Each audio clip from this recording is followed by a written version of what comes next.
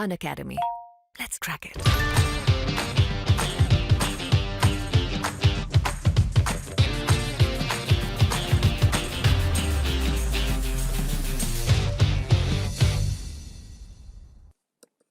MPPSC 2020 के अंतर्गत मुख्य परीक्षा के पाठ्यक्रम को जो हम कंप्लीट कर रहे हैं जीएस 3 के अंतर्गत, जीएस 3 पेपर के अंतर्गत, उसमें इकाई 3 हमको पढ़ना है अभी। और इकाई 3 में जो टॉपिक है आज पशु और मनुष्यों पोषण के अंतर्गत ये है वसा।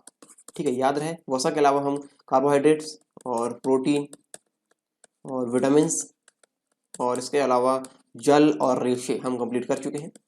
इसके बाद हम पढ़ रहे हैं वसा। ठीक है, और इससे पहले हम संतुलित आहार का पोर्शन भी कंप्लीट कर चुके हैं। ठीक है, तो संतुलित आहार का हम कंप्लीट कर चुके हैं। ये वसा का रह गया था, ये वसा वाला पोर्शन हम अभी कंप्लीट कर लेंगे। तो वसा बहुत ही इंपॉर्टेंट है और ये हमारे शरीर के लिए भी काफ़ी आवश्यक है और हमारी जो परीक्षा का पाठ्यक्रम उसके लिए भी आवश्यक है। और ये मुख्य परीक्षा के अलावा कहाँ पे काम आपको आने वाला है, तो ये मुख्य परीक्षा के अलावा आपको काम आने वाला है प्रारंभिक परीक्षा में भी। यहाँ पे देखिए इकाई 7 जो है प्रारंभिक परीक्षा की विज्ञान एवं पर्यावरण के अंतर्गत यहाँ पे एक टॉपिक दिए गए पोषण आहार और पोषक तत्व। तो ये जो सीरीज चल रही है अभी जो कंटिन्यू चल रही है वो आपको इस वाले पोर्शन को पूर्ण करने में सहायता करेगी। ठीक है, इस प्रकार ये प्रारंभिक परीक्षा मुख्य परीक्षा दोनों में ये आवश्यक है। ये जो सीरीज चल रही है अभी पोषण वाली वो।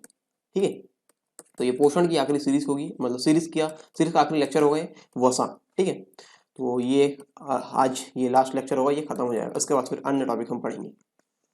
यदि आप एमपीपीएससी और व्यापम से संबंधित एग्जाम की तैयारी कर रहे हैं तो अनअकैडमी आपके लिए लेकर आया आकर्षक फ्री प्लान। और फ्री प्लान के अंदर आपको क्या मिलने वाले हैं, 500 से ज़्यादा फ्री लाइव क्लासेस मिलेगी यहाँ पे हर वीक डाउट क्लियरिंग सेशन के साथ। वीकली मॉक फ्री टेस्ट यहाँ पे चलते हैं और फ्री लाइव क्विज यहाँ पे चलती है। 20,000 से ज़्यादा क्वेश्चन यहाँ पे सभी सब्जेक्ट को मिलाकर कराए जा रहे हैं। T20 फ्री लाइव क्विज यहाँ पे चलती है। 20 क्वेश्चन होते हैं, 20 मिनट में आपको इसका आंसर देना होता है। डेली सीरीज 8 बजे चलती है। इसके लिए आपको करना क्या है, इसके लिए आपको डाउनलोड करना है अनअकैडमी का ऐप और एमपीपीएससी से संबंधित गोल यूज करना है। और यहाँ पे एमपीपीएससी का गोल यूज करके आपको यहाँ पे एक ऑप्शन आएगा प्रोमो कोड डालने का। यहाँ पे प्रोमो कोड डालिए सरकार 10। याद रहे सरकार 10 प्रोमो कोड डालने के बाद ही आप इस फ्री प्लान को अनलॉक कर सकते हैं। तो इस फ्री प्लान को अनलॉक करने के लिए प्रोमो कोड डालिए सरकार 10 और आप इस प्लान को ले सकते हैं। यदि आप एमपीपीएससी प्रीलिम्स 2020 को क्लियर करना चाहते हैं तो यहाँ पे अनअकैडमी प्रेजेंट कर रहा है मेगा फ्री एमसीक्यू फेस्टिवल। 5 दिन फ्री रिवीजन कैंप है फॉर टारगेट एमपीपीएससी प्रीलिम्स 2020 के लिए। 23 जनवरी से ये शुरू हो रहा है, 27 जनवरी तक है और यहाँ पे आप इसमें ज्वाइन कर सकते हैं। और साथ ही साथ यहाँ पे चैंपियनशिप चल रही है एमपीपीएससी प्रीलिम्स 2020 की। यदि आप इसमें पार्टिसिपेट करते हैं तो टॉप 3 रैंकर्स को यहाँ पे मिलेगा 1 महीने का फ्री प्लस सब्सक्रिप्शन। ये आप तारीख देख सकते हैं, इन तारीखों पे आप इसमें पार्टिसिपेट कर सकते हैं। यदि आप अपनी ऑलराउंड प्रिपरेशन करना चाहते हैं तो यहाँ पे अनअकैडमी के आप प्लस बैचेस की तरफ जा सकते हैं। यहाँ पे प्रीलिम्स को क्लियर करने के लिए यहाँ पे एक बैच है द अल्टीमेट 60 डेज कोर्स का। यहाँ पे आप इसको ज्वाइन कर सकते हैं। 60 डेज का ये क्रैश कोर्स है यहाँ पे। और प्रीलिम्स के लिए एक बैच और यहाँ पे एमपीपीएससी प्रीलिम्स यहाँ पे 60 डेज का रिविजन कोर्स है यहाँ पे थ्रू एमसीक्यू सीरीज। आप इसको ज्वाइन कर सकते हैं। और यहाँ पे यदि आप तैयारी अपनी एमपीपीएससी की शुरू से करना चाहते हैं तो यहाँ पे 10 महीने का फाउंडेशन बैच है, आप इसे ज्वाइन कर सकते हैं। और यहाँ पे आपको शुरू से एकदम बताया जाएगा कि किस प्रकार से आपको अपनी तैयारी करनी है। और संपूर्ण ज्ञान सीरीज और ये संकल्प एमपीपीएससी प्रीलिम्स के बैच को आप ज्वाइन कर सकते हैं।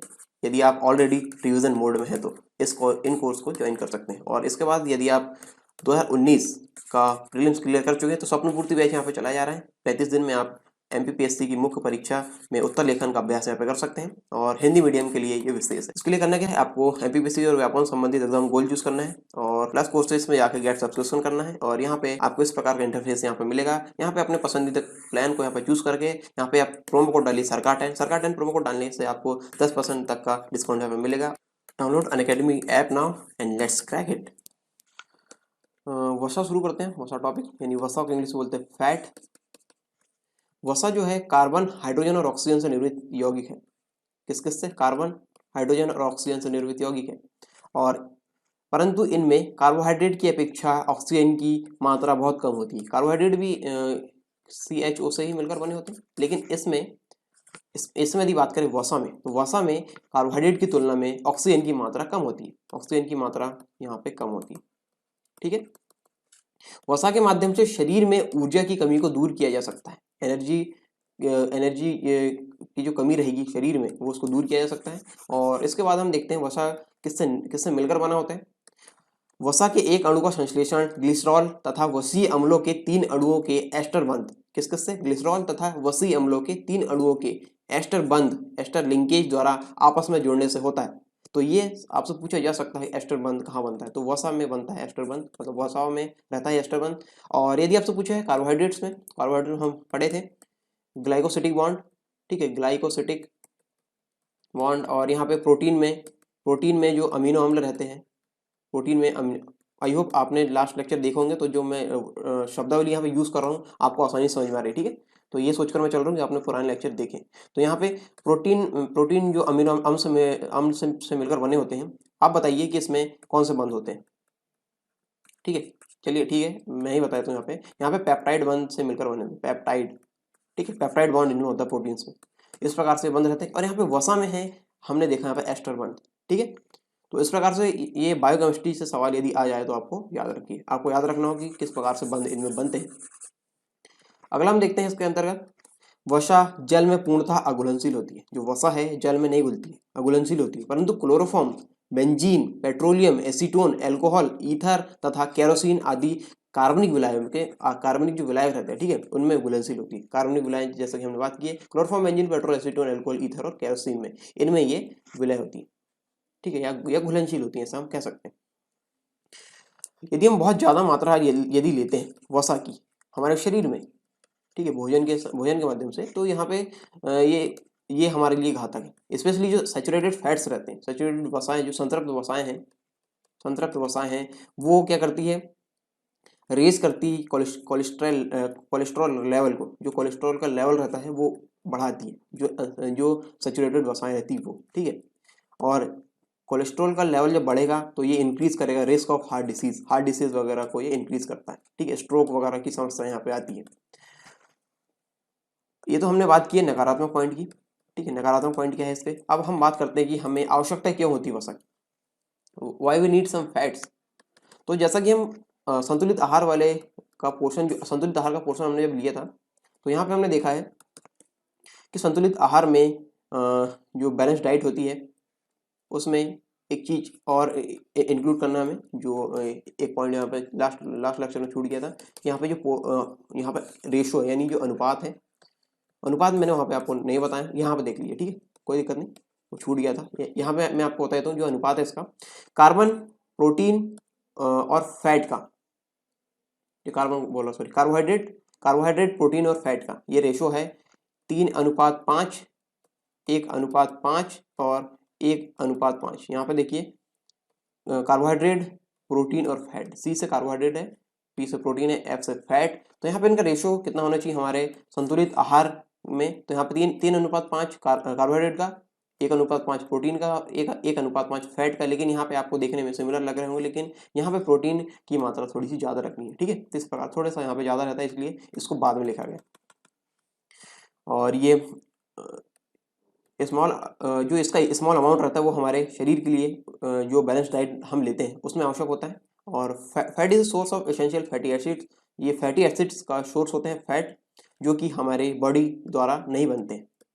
और जो फैट होते हैं वो हेल्प करते हैं किसमें, एब्जॉर्ब करने में विटामिन ए, डी, ई और के। जो विटामिन के बारे में हमने पढ़ा था ना उस टाइम पे, देखिए जब हमने विटामिन वाले टॉपिक पढ़े थे वहाँ पे याद करिए, जब विटामिन में हमने पढ़े थे तो जल में घुलनशील विटामिन होते हैं और वसा में जो घुलनशील है वो विटामिन होता है, ठीक है। तो यहाँ पे जो वसा में घुलनशील विटामिन होते हैं उन वहाँ पे वसा आवश्यक होता है, वसा की मात्रा आवश्यक होती है। जैसे vitamin A, vitamin D, vitamin E और विटामिन के। यहाँ पे एक चीज़ और है, विटामिन के भी है यहाँ पर, ठीक है, ए, डी, ई और के, ए, डी, ई और के, ठीक है। जो 4 विटामिन है उनको घुलने के लिए वसा की आवश्यकता होती है, ठीक है। ये सिर्फ घुल सकते हैं या एब्जॉर्ब हो सकते हैं with the help of fats. ये जो ए, डी, ई और के हैं वो सिर्फ फैट की सहायता से शरीर में घुल सकते हैं, ठीक है।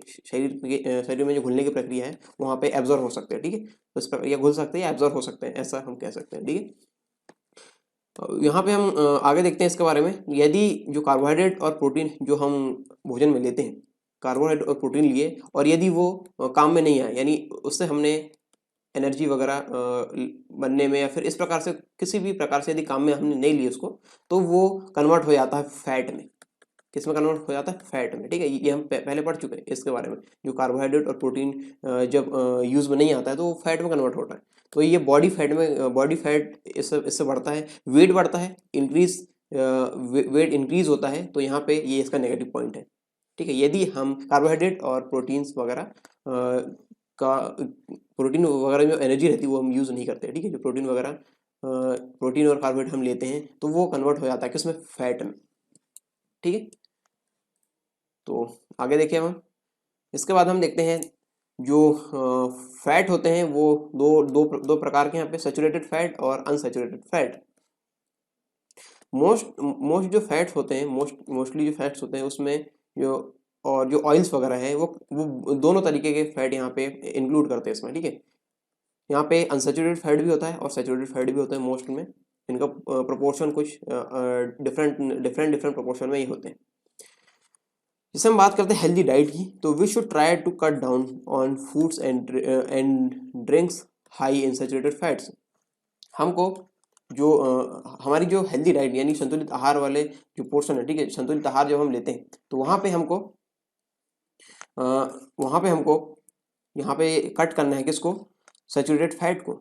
जो फूड और ड्रिंक्स हम लेते हैं उसमें सैचुरेटेड फैट को हमको कट करना है, और साथ ही साथ ट्रांस फैट को भी। ट्रांस फैट के बारे में हम आगे पढ़ लेंगे, ठीक है। सैचुरेटेड फैट और ट्रांस फैट की जितनी कम मात्रा हम लेंगे उतना हमारे लिए अच्छा है, क्योंकि ये बॉडी को नुकसान करते हैं।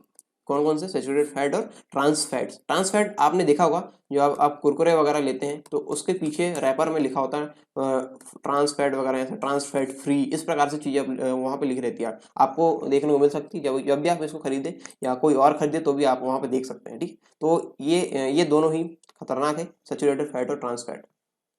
और ये इनको हमको रिप्लेस करना है किससे, अनसैचुरेटेड फैट से, ठीक है। अनसैचुरेटेड फैट से इसको रिप्लेस करके हमारी बॉडी को हमको अच्छा रखना है। आगे बात करते हैं सैचुरेटेड फैट्स के अंतर्गत। तो सैचुरेटेड फैट जो रहते हैं वो कई कई प्रकार के फूड्स हैं, जैसे जो कुछ जिसमें कुछ स्वीट्स होते हैं, कुछ सेवरीज यानी जो खट्टे खट्टे फूड्स वगैरह होते हैं उनमें देखने को मिलते हैं। और most of them come from animal sources, ज़्यादातर ये एनिमल सोर्सेज से आते हैं, including meat, dairy products as well as some plants foods, ठीक है। कुछ प्लांट फूड से भी ये मिलते हैं, और जैसे प्लांट फूड जैसे पाम ऑयल, ठीक है, कोकोनट ऑयल, इससे ये सैचुरेटेड फैट मिलता है। और ये इसको तोड़ने के लिए शरीर को फिजिकल वर्क की जरूरत होती है, ठीक है।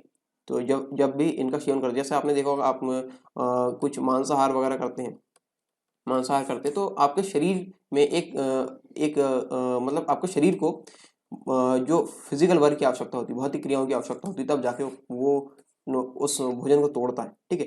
तो इसको तोड़ने के लिए शरीर को फिजिकल वर्क की आवश्यकता होती है सैचुरेटेड फैट्स जब हम लेते हैं तो।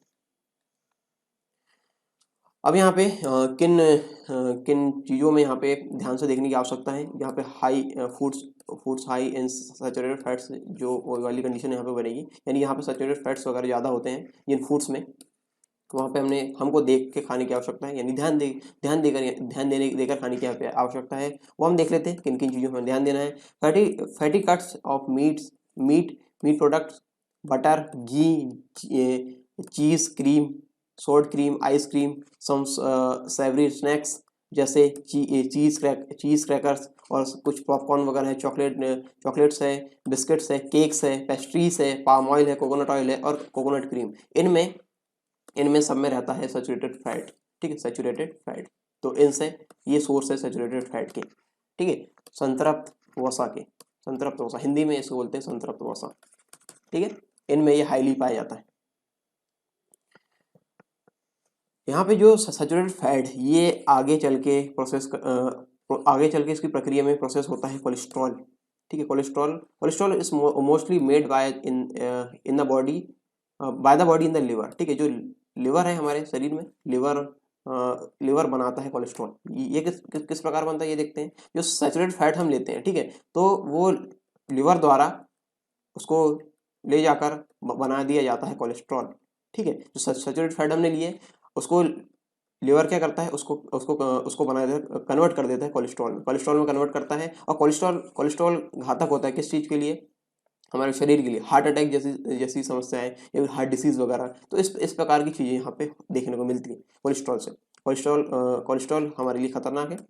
और यहाँ पे ये कोलेस्ट्रॉल इकट्ठा होता है कहाँ पे, धमनी और शिराओं में, ठीक है। ये जो लिवर द्वारा जो सैचुरेटेड फैट हमने लिए, सैचुरेटेड फैट को जो सैचुरेटेड फैट जो रहता है वो उसको लिवर क्या करता है, कन्वर्ट करता है कोलेस्ट्रॉल में, ठीक है। तो ये हमारे लिए घातक है, और ये कहाँ पे देखने को मिलता है, धमनी और शिराओं में, ठीक है।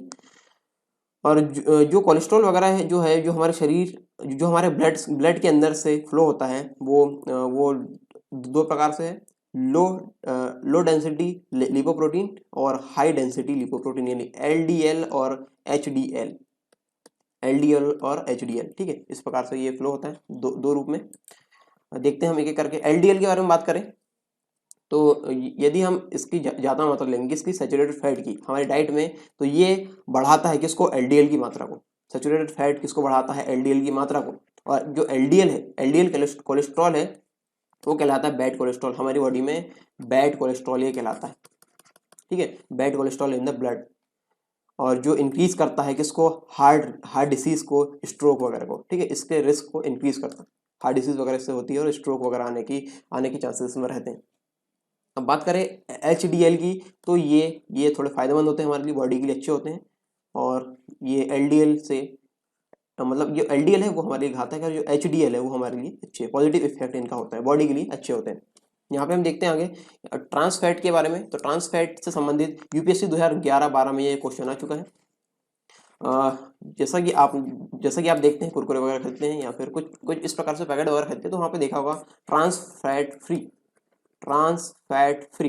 ठीक है, ट्रांस फैट फ्री, ये इस तरीके की चीज़ आपको देखने को मिलेगी। तो आप देख सकते हैं यदि आपने खरीदा हो या फिर इस प्रकार से चीज़ें होगी तो आप वहाँ पर देख सकते हैं। तो यहाँ पे ध्यान देने की आवश्यकता है कि ट्रांस फैट वगैरह यहाँ पे क्या है और किस प्रकार से ये हमारी बॉडी को नुकसान करते हैं।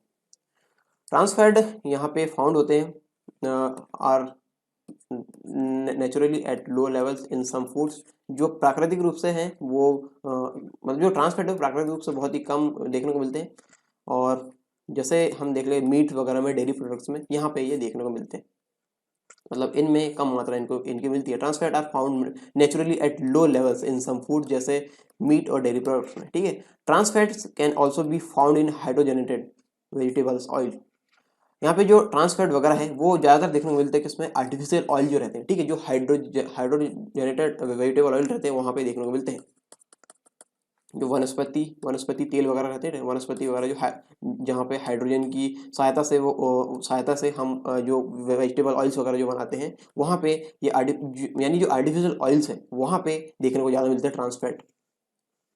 जैसे हम बात करें लाइक सैचुरेटेड फैट के जैसे ये ट्रांस फैट रेज करते हैं कोलेस्ट्रॉल लेवल को हमारे ब्लड में।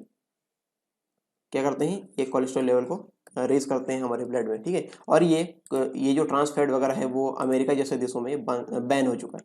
ठीक है, इसका उपयोग देखने को नहीं मिलता है।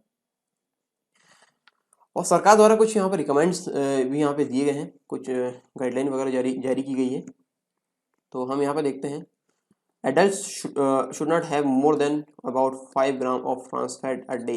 जो एडल्ट वगैरह को यहाँ पे बताया गया है कि 5 ग्राम से ज़्यादा ट्रांस फैट बॉडी में इनटेक नहीं है, बॉडी में नहीं लेना है। ठीक है, मतलब उसका सेवन नहीं करना है।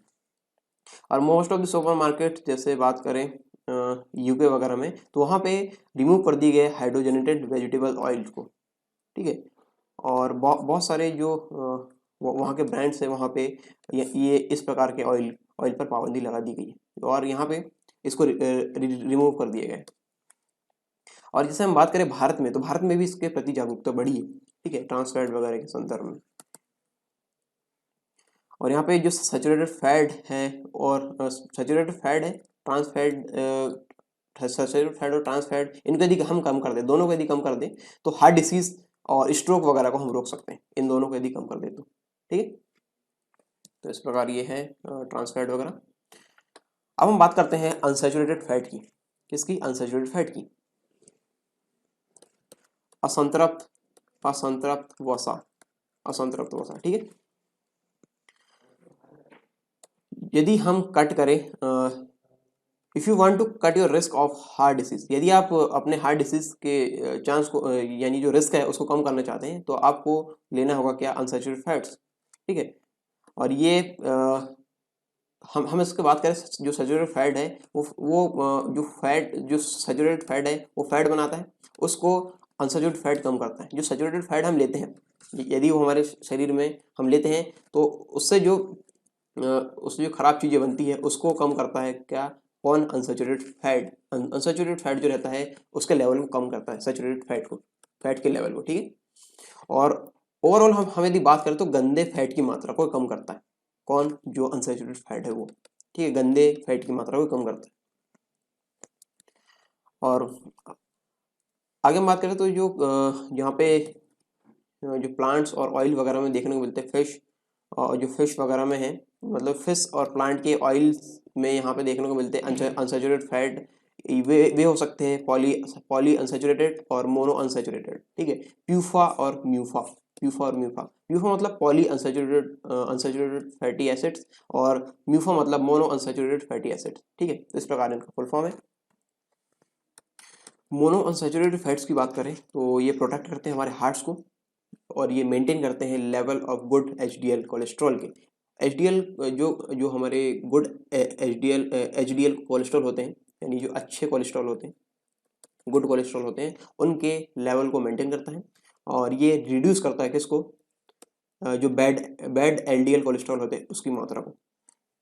और जो mono unsaturated fats are found in, ये देखने को मिलते हैं और ऑलिव ऑयल में, रेपसीड ऑयल में, देयर स्प्रेड्स और देयर स्प्रेड एवोकाड्स और सम नट्स में, आलमंड्स में और यहाँ पे पीनट्स वगैरह में देखने को मिलते हैं। इनका सेवन हमारे शरीर के लिए अच्छा है, ठीक है।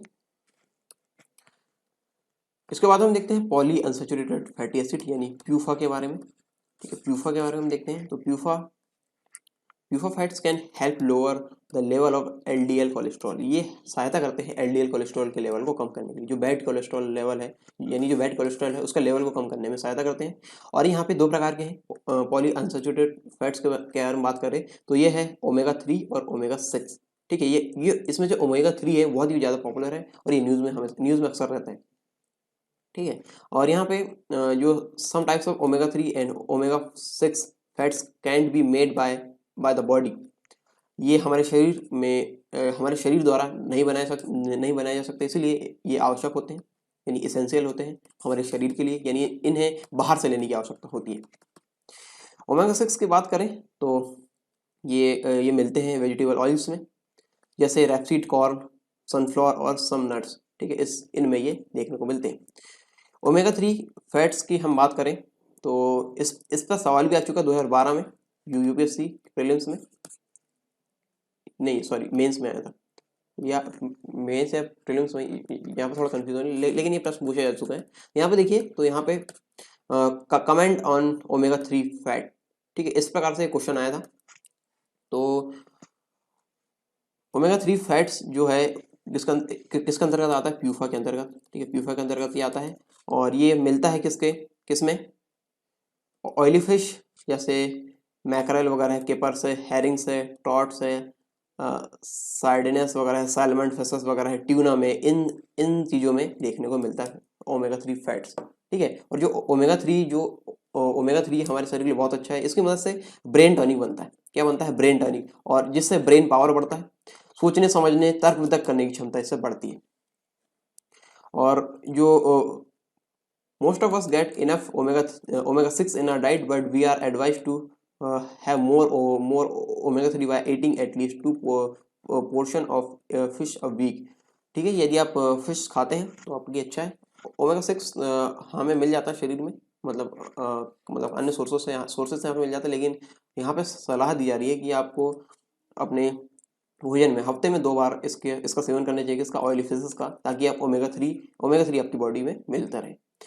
और ये जो ओमेगा 3 है वो हमारे लिए बहुत ज़्यादा फायदेमंद है। हेयर्स के लिए हम बात करें, स्किन्स के लिए, ब्रेन के लिए हम बात करें, और कई तरीके से ये फायदेमंद है। वेजिटेबल सोर्सेज से यदि ओमेगा 3 मिल रहा है तो ये बहुत अच्छी बात है, क्योंकि यदि मिल रहा है तो यहाँ पे हार्ट को फायदा है इसमें, ठीक है, हार्ट वगैरह को फायदा है। और अन्य फायदे भी इसके हैं, जिससे किसी को ऑर्थराइटिस वगैरह में इसको फायदा मिलेगा बहुत ज़्यादा, ठीक है। और यहाँ पे किसी लेडी को यदि मेंस्ट्रुअल प्रॉब्लम है तो वहाँ पे ये फायदेमंद साबित होगा ओमेगा 3। और यहाँ पे इसके अन्य फायदे हमने देखे, हार्ट डिसीज वगैरह कम करता है, एलडीएल लेवल को कम करता है। तो इस प्रकार ये बहुत सारे इस फायदे इसको देखने को मिलते हैं इसमें ओमेगा 3 के, हेयर, स्किन, ब्रेन और कई तरह के फायदे हमने यहाँ पे देखे हैं। और ये जैसा कि हमने बात की ब्रेन टॉनिक वगैरह, और ये हमने ऑर्थराइटिस और मेंस्ट्रुअल प्रॉब्लम में इसका मतलब ये प्रॉब्लम है, इसको सुलझाने में इसका रोल हमने यहाँ पर देखा ओमेगा 3 का। जो फैट्स हम लेते हैं उसके बारे में थोड़ा सा हम जान लेते हैं। ये हाई फैट वगैरह हम देखते हैं, कई बार सुनने को मिलता है, लो फैट्स वगैरह सुनने को मिलता है, फ्री फैट वगैरह हम देखने को मिलता है यहाँ पे। तो ये क्या चीज़ होती है? मोर देन 17.5 ग्राम, 17.5 ग्राम, यदि 100 ग्राम के संदर्भ में ले, 100 ग्राम में यदि 17.5 ग्राम 5 ग्राम यहाँ पे फैट है तो वो है हाई फैट। ठीक है, हाई फैट के अंतर्गत आएगा। और लो फैट के अंतर्गत क्या आएगा? यदि 100 ग्राम कुछ चीज़ हम ले, उसमें 3 ग्राम या 3 ग्राम से कम यदि हो, 3 ग्राम से कम फैट हो, तो वो कहलाएगा लो फैट। और वो 1.5 ग्राम ऑफ फैट पर 100 ml फॉर लिक्विड्स। और यहाँ पे यदि वो 1.5 ग्राम से कम है तो यहाँ पे भी ये कहलाएगा लो फैट। ठीक है, 100 यानी 100 ml के अंतर्गत भी हम इसको ले तो यहाँ पे भी ये कहलाएगा लो फैट, जैसा कि इसके सेमी स्किम्ड ऑयल वगैरह में देखने को मिलता है। ठीक है, सेमी स्किम्ड ऑयल के कंपोजिशन में देखने को मिलता है। फैट फ्री हम किसको बोलेंगे? 0.5 ग्राम फैट जिसमें हो और लेस देन या फिर इससे कम, 0.5 ग्राम फैट हो या फिर इससे कम फैट हो, 100 ग्राम की चीज़ को कुछ हम ले उसमें, तो ये कहलाएगा फैट फ्री। ये कहलाएगा फैट फ्री। ठीक है, तो ये फैट वगैरह के बारे में हमने यहाँ पे डिस्कस किए। तो काफ़ी सारी चीज़ें हमने यहाँ पे डिस्कस किए हैं। और वसा के बारे में हमने देखा यहाँ पे, और वसा किस प्रकार नकारात्मक प्रभाव छोड़ता है और इसकी आवश्यकता क्यों पड़ती है हमें हमारे शरीर में, कितने प्रकार के होते हैं। सैचुरेटेड अनसैचुरेटेड फैट्स के बारे में हमने यहाँ पे देखा, म्यूफा के बारे में हमने यहाँ पे देखा। तो काफ़ी सारी चीज़ें यहाँ पे देखने को हमको मिली है, और किस प्रकार हम हमारे शरीर में बैलेंस डाइट में हमें जो वसा है उसको लेना है और कितना लेना है और कितना नहीं लेना है, ये भी हमने यहाँ पे देखा।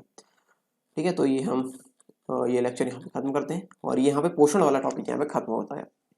यदि आप एमपीपीएससी और व्यापम से संबंधित एग्जाम की तैयारी कर रहे हैं तो अनअकैडमी आपके लिए लेकर आया है आकर्षक फ्री प्लान। और फ्री प्लान के अंदर आपको क्या मिलने वाले हैं? 500 से ज़्यादा फ्री लाइव क्लासेस मिलेगी यहाँ पे हर वीक, डाउट क्लियरिंग सेशन के साथ। वीकली मॉक फ्री टेस्ट यहाँ पे चलते हैं, और फ्री लाइव क्विज यहाँ पे चलती है। 20,000 से ज़्यादा क्वेश्चन यहाँ पे सभी सब्जेक्ट को मिलाकर कराए जा रहे हैं। T20 फ्री लाइव क्विज यहाँ पे चलती है। 20 क्वेश्चन होते हैं, 20 मिनट में आपको इसका आंसर देना होता है। डेली सीरीज 8 बजे चलती है। इसके लिए आपको करना क्या है? इसके लिए आपको डाउनलोड करना है अनअकैडमी का ऐप और एमपीपीएससी से संबंधित गोल यूज करना है। और यहाँ पे एमपीपीएससी का गोल यूज करके आपको यहाँ पे एक ऑप्शन आएगा प्रोमो कोड डालने का। यहाँ पे प्रोमो कोड डालिए सरकार 10, याद रहे सरकार 10। प्रोमो कोड डालने के बाद ही आप इस फ्री प्लान को अनलॉक कर सकते हैं। तो इस फ्री प्लान को अनलॉक करने के लिए प्रोमो कोड डालिए सरकार 10 और आप इस प्लान को ले सकते हैं। यदि आप एमपीपीएससी प्रीलिम्स 2020 को क्लियर करना चाहते हैं तो यहाँ पे अनअकैडमी प्रेजेंट कर रहा है मेगा फ्री एमसीक्यू फेस्टिवल। 5 दिन फ्री रिवीजन कैंप है फॉर टारगेट एमपीपीएससी प्रीलिम्स 2020 के लिए। 23 जनवरी से ये शुरू हो रहा है, 27 जनवरी तक है, और यहाँ पे आप इसमें ज्वाइन कर सकते हैं। और साथ ही साथ यहाँ पे चैंपियनशिप चल रही है एमपीपीएससी प्रीलिम्स 2020 की। यदि आप इसमें पार्टिसिपेट करते हैं तो टॉप 3 रैंकर्स को यहाँ पे मिलेगा 1 महीने का फ्री प्लस सब्सक्रिप्शन। ये आप तारीख देख सकते हैं, इन तारीखों पे आप इसमें पार्टिसिपेट कर सकते हैं। यदि आप अपनी ऑलराउंड प्रिपरेशन करना चाहते हैं तो यहाँ पे अनअकैडमी के आप प्लस बैचेस की तरफ जा सकते हैं। यहाँ पे प्रीलिम्स को क्लियर करने के लिए यहाँ पे एक बैच है द अल्टीमेट 60 डेज कोर्स का। यहाँ पे आप इसको ज्वाइन कर सकते हैं। 60 डेज का ये क्रैश कोर्स है यहाँ पे। और प्रीलिम्स के लिए एक बैच और यहाँ पे एमपीपीएससी प्रीलिम्स यहाँ पे 60 डेज का रिविजन कोर्स है यहाँ पे थ्रू एमसीक्यू सीरीज। आप इसको ज्वाइन कर सकते हैं। और यहाँ पे यदि आप तैयारी अपनी एमपीपीएससी की शुरू से करना चाहते हैं तो यहाँ पे 10 महीने का फाउंडेशन बैच है, आप इसे ज्वाइन कर सकते हैं। और यहाँ पे आपको शुरू से एकदम बताया जाएगा कि किस प्रकार से आपको अपनी तैयारी करनी है। और संपूर्ण ज्ञान सीरीज और ये संकल्प एमपीपीएससी प्रीलिम्स के बैच को आप ज्वाइन कर सकते हैं। यदि आप ऑलरेडी रिवीजन मोड में हैं तो इन कोर्स को ज्वाइन कर सकते हैं। और इसके बाद यदि आप 2019 का प्रीलिम्स क्लियर कर चुके हैं तो स्वप्न पूर्ति बैच यहाँ पे चलाया जा रहा है। 35 दिन में आप एमपीपीएससी की मुख्य परीक्षा में उत्तर लेखन का अभ्यास यहाँ पे कर सकते हैं, और हिंदी मीडियम के लिए ये विशेष है। इसके लिए करना क्या है? आपको एमपीपीएससी और व्यापम संबंधित एग्जाम गोल चूज करना है और प्लस कोर्सेज में जाकर गेट सब्सक्रिप्शन करना है। और यहाँ पे आपको इस प्रकार का इंटरफेस यहाँ पे मिलेगा। यहाँ पे अपने पसंदीदा प्लान को यहाँ पे चूज करके यहाँ पे आप प्रोमो कोड डालिए सरकार 10 प्रोमो कोड डालने से आपको 10% तक का डिस्काउंट यहाँ पे मिलेगा। Download Unacademy app now and let's crack it.